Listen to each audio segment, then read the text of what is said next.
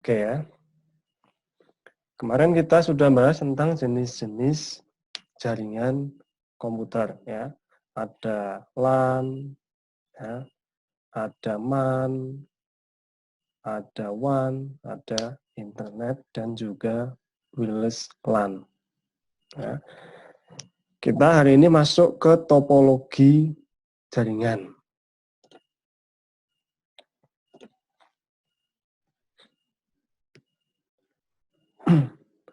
Kita mulai dengan topologi bus.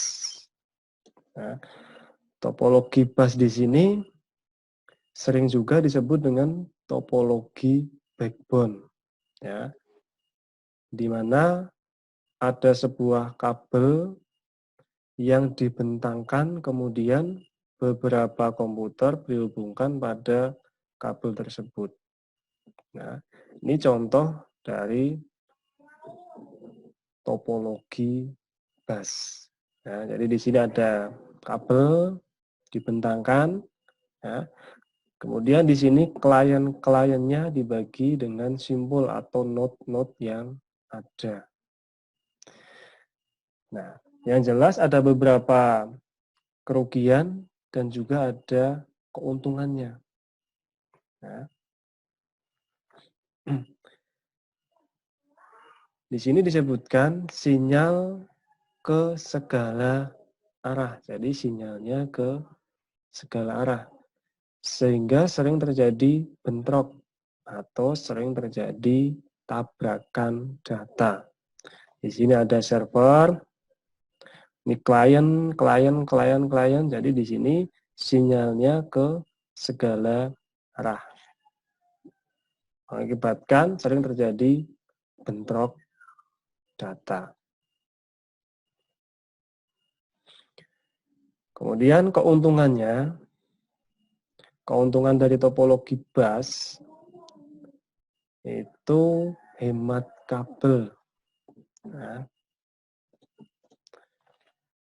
kemudian layoutnya sederhana, karena tinggal membentangkan kabel tadi. Mudah dikembangkan. Nah, itu ada 3 keuntungan dari topologi bus tersebut. Selain keuntungan, juga ada kerugian. Kerugiannya apa? Deteksi dan isolasi kesalahan sangat kecil. Jadi, suatu kesalahan itu bisa dideteksi sangat kecil, jadi agak susah mendeteksi suatu kesalahan. Kemudian kepadatan lalu lintas. Kenapa bisa terjadi kepadatan lalu lintas? Karena tadi sinyalnya ke segala arah. Kalau Anda lihat di jalan raya, ya, kalau tidak diatur yang mau ke selatan, ke utara harus lewat jalur mana, ya, itu sering terjadi tabrakan, ya kan? Sama juga yang ada di jaringan di sini, ya, sering terjadi tabrakan karena kepadatan lalu lintas jaringan. Kemudian bila salah satu klien rusak, maka jaringan tidak bisa berfungsi. Ya. Jadi jika salah satu klien rusak, maka jaringan itu tidak akan berfungsi, down. Nah, kemudian diperlukan repeater atau penguat sinyal untuk jarak jauh. Jadi dibutuhkan penguat sinyal untuk jaringan yang jarak jauh, jaraknya yang agak jauh. Kemudian ada topologi ring atau topologi cincin. Ya, seperti yang Anda pakai itu mbak-mbaknya ya, bentuknya bulat, ya, bentuknya bundar. Ya. Topologi ring ini biasa disebut sebagai topologi cincin. Kenapa? Karena bentuknya seperti cincin yang melingkar di jari Anda. Semua komputer dalam jaringan akan dihubungkan pada sebuah cincin. Cincin ini hampir sama fungsinya dengan konsentrator pada topologi star. yang menjadi pusat berkumpulnya ujung kabel dari setiap komputer yang terhubung. Bentuknya ada kayak gini, ya, ini cincin. Nah, topologi cincin di sini sinyalnya satu arah atau searah. Jadi sinyalnya searah aja, nah, berputar. Nah,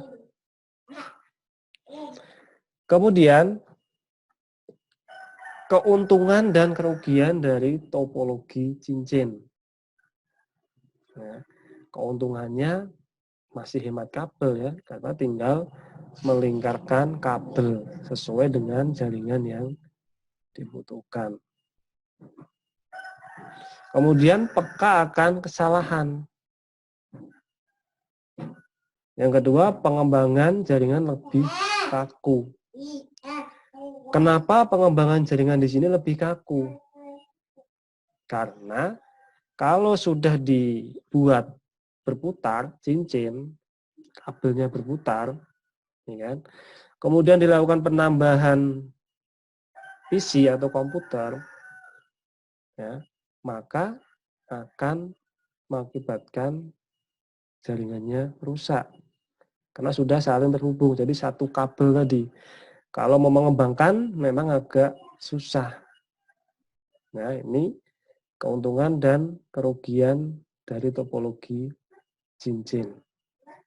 Nah, kemudian ada topologi star atau topologi bintang. Nah, kalau topologi bintang atau star bentuknya seperti bintang atau star. Ya. Nah, disebut topologi star karena bentuknya seperti bintang. Ya, bintang itu ada 5 sisi, sama juga yang ada di sini. Ya. Sebuah alat yang disebut konsentrator bisa berupa hub atau switch menjadi pusat.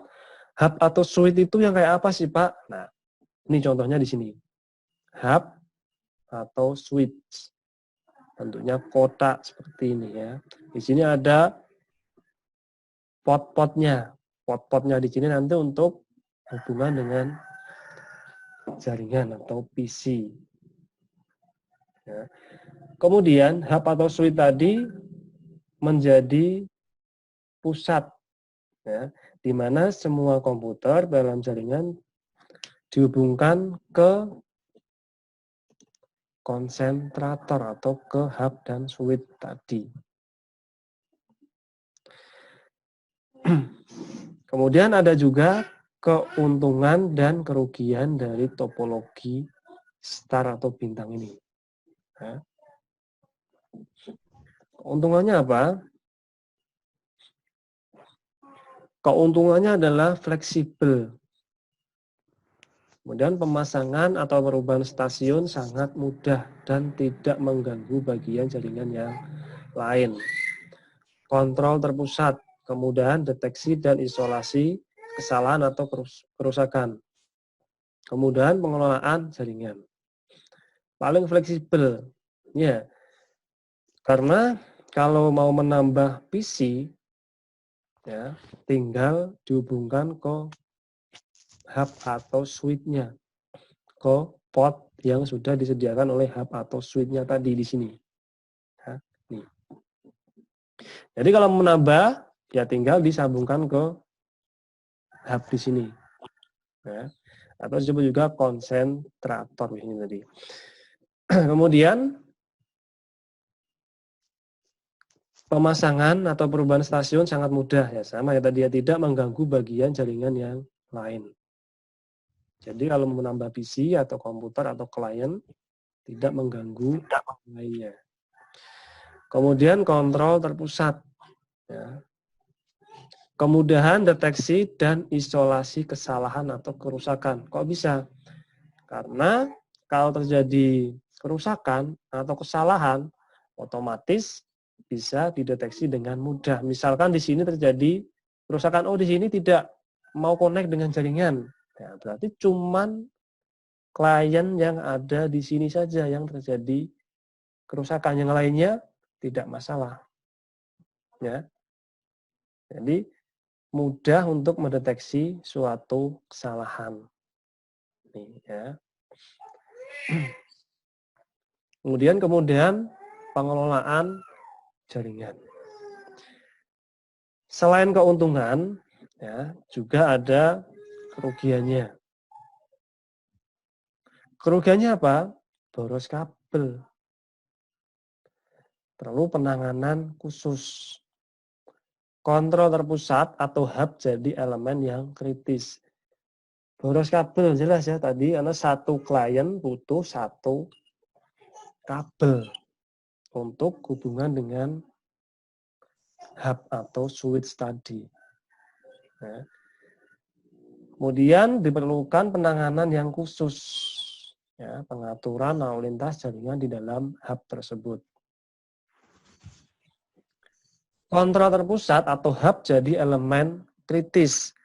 Kenapa kontrol terpusat ini bisa menjadi elemen yang sangat kritis?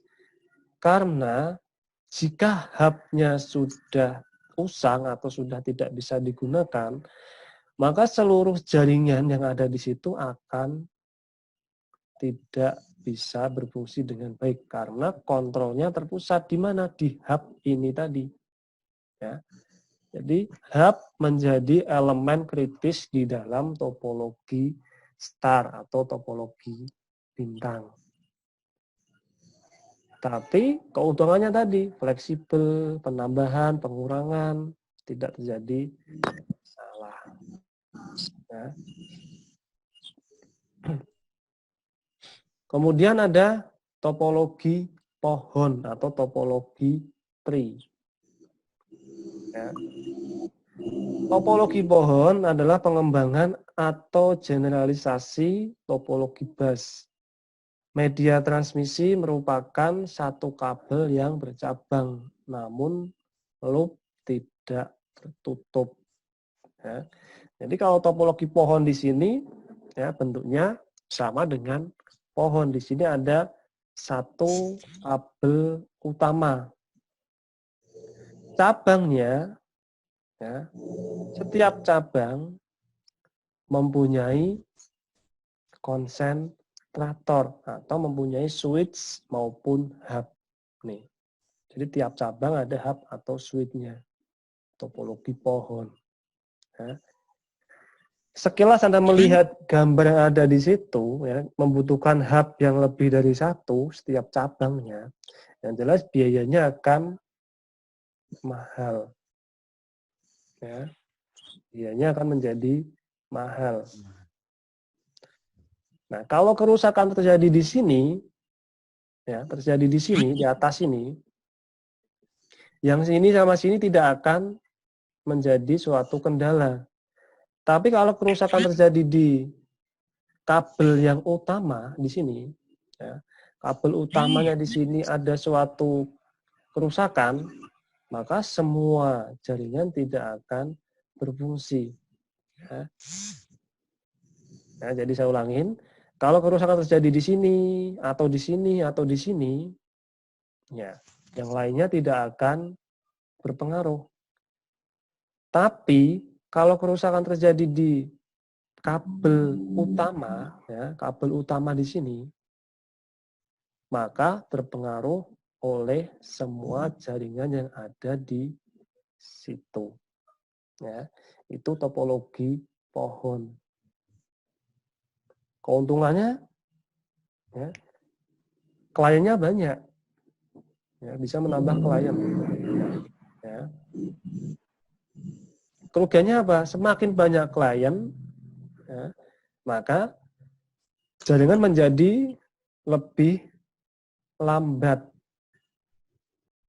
Semakin banyaknya klien atau node atau ini konsentrator, ya, maka jaringan akan menjadi lebih lambat. Kalau sudah overload, maka akan menjadi down atau hang di PC. Kalau di PC namanya hang, kalau di jaringan namanya down. Ya. Jaringan sudah tidak bisa digunakan. Kemudian selanjutnya adalah topologi mesh. Kalau Anda lihat gambarnya di sini ya, topologi mesh ini ya.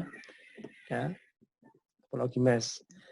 Jadi topologi ini tidak memiliki aturan dalam koneksinya.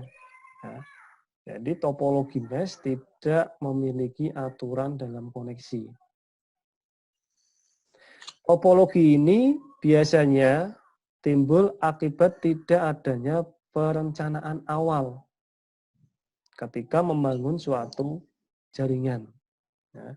Jadi topologi mesh di sini merupakan ya, yang tidak memiliki aturan. karena perencanaan di awal tidak bagus. Karena tidak teratur, maka kegagalan komunikasi menjadi sulit untuk dideteksi. Dan kemungkinan boros dalam pemakaian media transmisi. Topologi bus, topologi cincin, topologi star atau bintang, ya. Kemudian topologi pohon, ya. Topologi mesh tadi. Sebelum masuk ke topologi peer-to-peer, ya kan, topologi tadi, topologi mesh, topologi. Nah, kalau Anda tanya, Pak, kalau kita mau membangun sebuah jaringan, ya, mana topologi yang cocok untuk digunakan? Nah, jawabannya saya kembalikan ke Anda. Ya. Anda mau membuat suatu jaringan, itu di mana? Dan letaknya itu bagaimana? Posisinya bagaimana? Ya.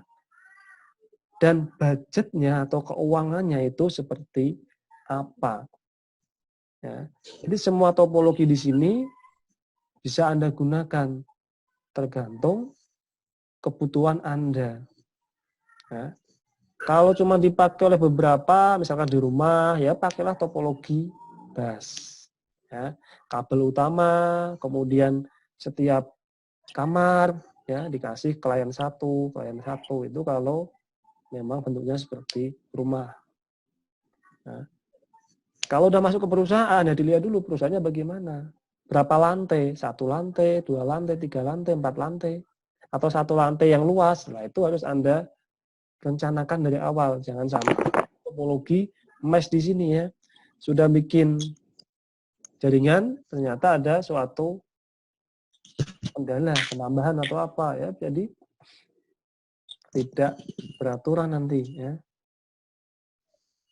Kalau tidak beraturan, ini disebutkan ya, kegagalan komunikasi menjadi sulit dideteksi karena tidak beraturan tadi. Kemudian topologi peer-to-peer network. Ya, jadi peer-to-peer network ini adalah jaringan komputer yang terdiri dari beberapa komputer, biasanya tidak lebih dari 10 komputer dengan 1 atau 2 printer. Dalam sistem jaringan ini yang diutamakan adalah penggunaan program, data, dan printer secara bersama-sama. Nah, itu jaringan peer-to-peer di sini. Nah, yang diutamakan adalah penggunaan program, data, dan printer secara bersama-sama. Kemudian, manfaat jaringan kemarin udah ya, resource sharing, reliabilitas, menghemat uang ya. Udah kemarin ini ya, dipakai bersama-sama. Nah, kita masuk ke komponen jaringan. Itu jelas ada PC server, PC client, ya, ada network interface card atau NIC, ada hub, switch, kabel, dan kabel UTP. Ya, ini saya kira pengenalan saja ya. Ini kabel UTP, nanti kita bahas lebih lanjut ya. Kabel UTP itu kepanjangan dari Unshielded Twist Pair. Jadi kabelnya di sini itu ada 8 kabel di sini ya. Warnanya ada biru, ya, ada orange, ada hijau, ada coklat, ya, biru putih, hijau putih, coklat putih, oranye putih. Nah, itu di sini ada 8 kabel yang terhubung. Nanti kita pun, insya Allah kalau kita sudah selesai dalam acara ini ya, coronanya sudah selesai, nanti kita bisa praktek membuat kabel seperti ini. Kalau Anda tak suruh praktek di rumah, yang jelas alatnya tidak punya. Tidak ada. Tidak ada kan? Nah, makanya kita tunggu situasi menjadi kondusif dulu. Nanti prakteknya belakangan aja ya. Kemudian PNC, ini konektor ya. Konektor ini. Ini kalau Anda ingin tahu ya, kalau di rumah Anda punya TV, ya TV tabung ya jelasnya ya. Itu kalau pakai antena, ya, itu belakangnya ada kabel antena mbok cabut. Ya, bentuknya seperti kayak gini. PNC. Kemudian ada konektor T-PNC. Nah, ini biasanya kalau Anda mau menggunakan antena ya untuk lebih dari satu TV ya. Jadi bentuknya T ini.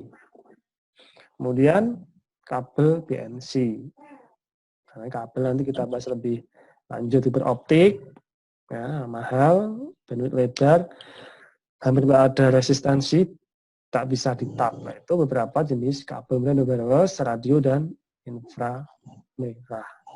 Yang saya tekankan di sini adalah tentang jaringan atau topologi jaringan tadi.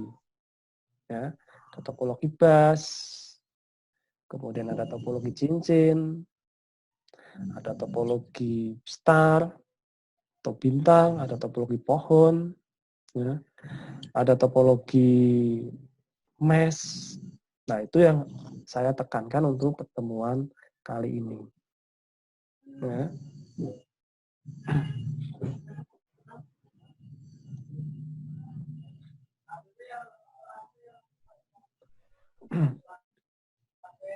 Oke, ada yang tanyakan enggak? Silakan. Tentang topologi tadi. Mbak Rofia, Mbak Arista, Mbak Nurul Tania, Reni, Irina, Tanya, Wahyu.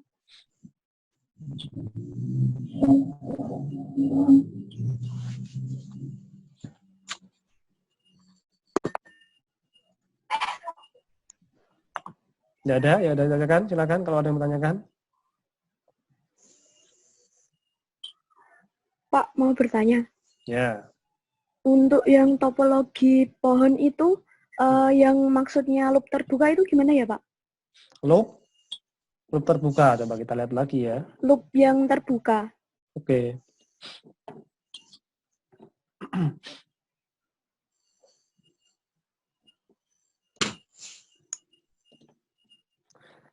Topologi Terbuka. pohon. Ini ya? Ini ya? Ini ya? Hah? Iya. Iya. Ini ya. Media transmisi merupakan satu kabel yang bersambang.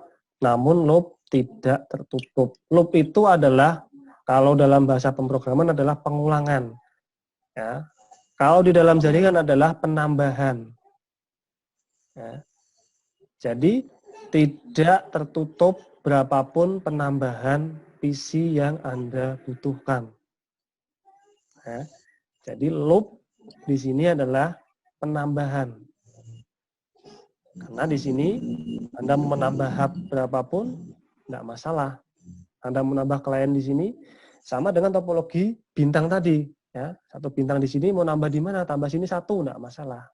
Nah, itu adalah loop tidak tertutup atau loop terbuka. Jadi penambahan PC atau komputer tidak tertutup. Beda dengan topologi tadi, bus atau cincin. Kalau mau menambah, ya, kalau ada penambahan bagaimana? Nah, kesulitan untuk menambah PC atau Tidak bisa, Pak. Iya. Begitu Mbak Tania. Jadi penambahan tidak terbatas atau tidak tertutup atau terbuka. Bagaimana Mbak Tania penjelasannya? Pak, top. Ya Kak, sudah jelas. Bos sekarang. Pak, top. Senang. Pak, topologi base sama topologi ring itu bisa pakai client server? Enggak. Oke ya. Client server. Ya. Kemarin kita bahas tentang cara kerjanya kan. Ada client, ada server, ya kan. Kalau topologi bus tadi, kita lihat dulu ya. Nih.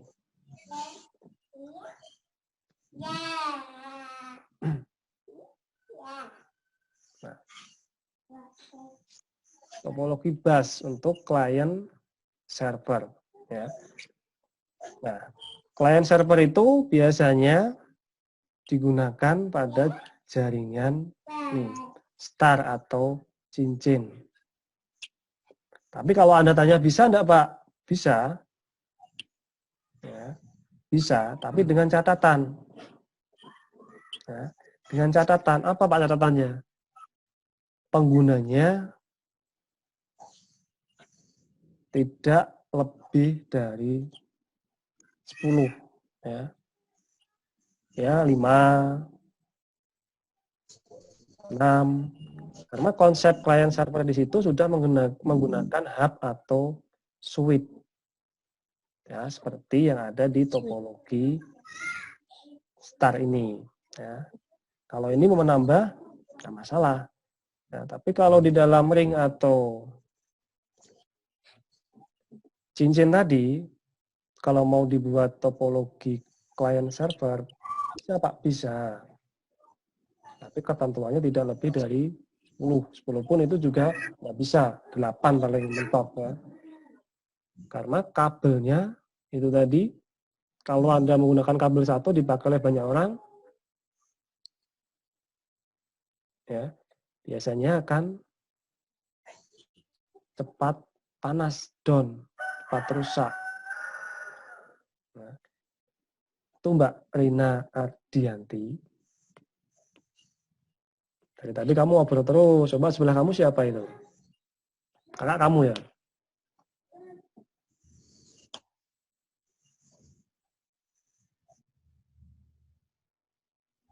Hmm? Enggak ada ya, Pak. Lainnya, ada yang tanya nggak? Silakan.